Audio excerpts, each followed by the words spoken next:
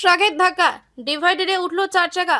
ব্যাপক চাঞ্চল্য দুর্গাপুর ট্রাফিক গার্ডের ভেরিঙ্গি মোড়ে। ঘটনাস্থলে দুর্গাপুর থানার পুলিশ ও ট্রাফিক গার্ডের পুলিশ।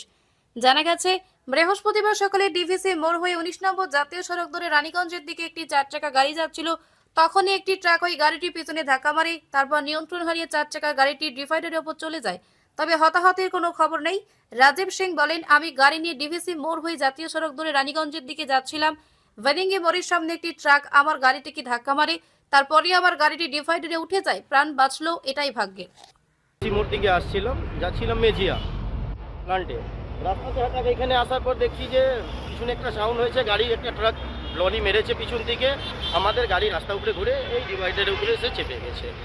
আমরা ডোরফোর কিছুই খুলতে পারছিলাম না। কিভাবে হলো একটু বুঝতে পারলেন? ওই ট্রাকে মেরেছে সেটা বুঝলাম, যে পিছন থেকে মেরেছে ট্রাক, তার একটু সেকেন্ডের জন্য দাঁড়িয়েছে, তারপরেও পালিয়ে গেছে। কারো কিছু হয়নি, গাড়ি পুরো দেখতে পাচ্ছেন কি হয়েছে সেটা।